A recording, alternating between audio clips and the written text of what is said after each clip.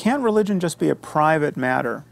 One reader writes. Why shouldn't we concentrate on eliminating religion more or less only in the public sphere, but not worry about what people believe in the privacy of their minds? Can't it be something that just provides comfort to people and needs to just simply be kept out of politics? Now, this is, insofar as that's possible, that's true.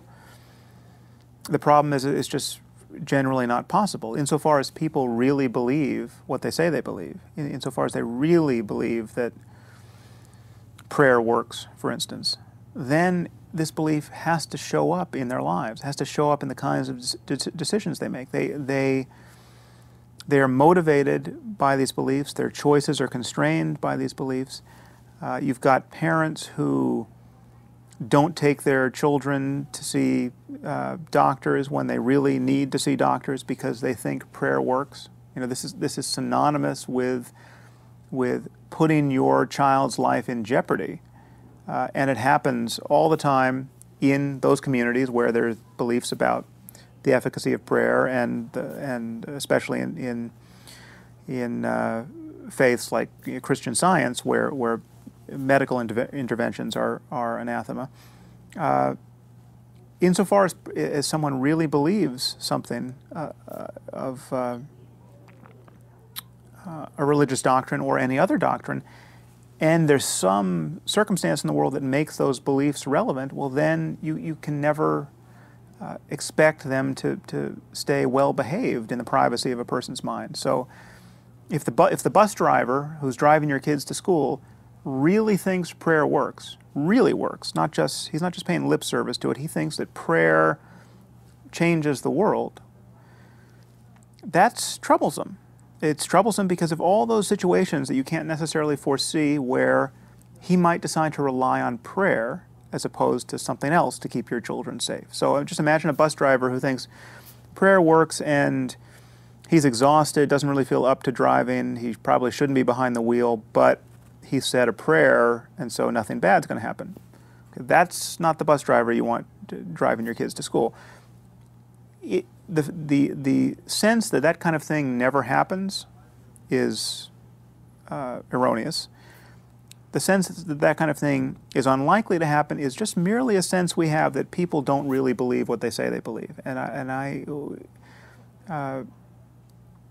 There are many reasons to take people at their word, especially when certain people do things like fly planes into buildings based on their expectation of paradise.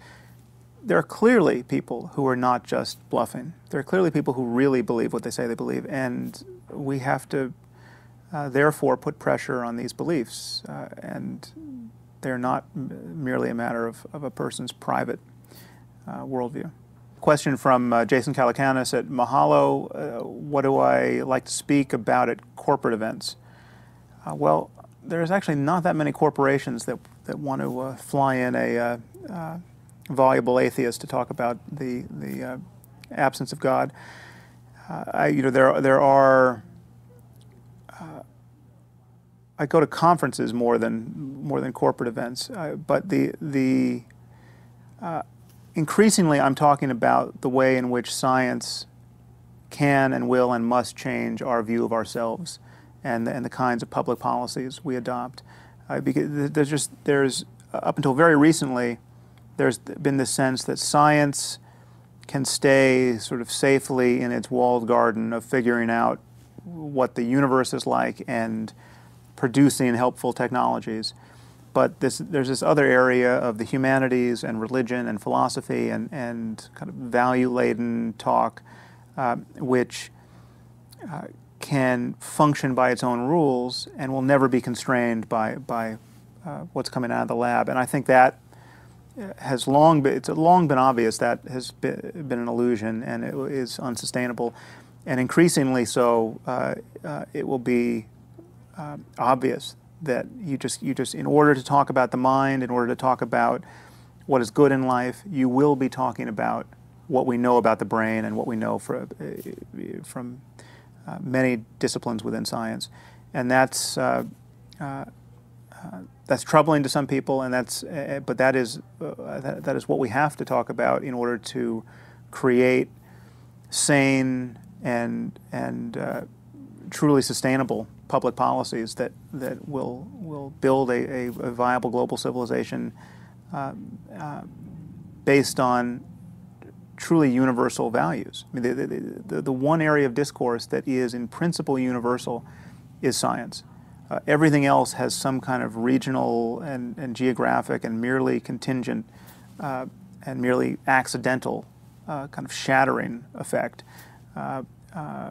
But there is one science, and insofar as science can understand human nature, and that is ultimately the way to understand human nature, then there'll be one discourse about human nature and what is good for us and what is bad for us and what is possible, and that's the area in which I am tending to focus my attention.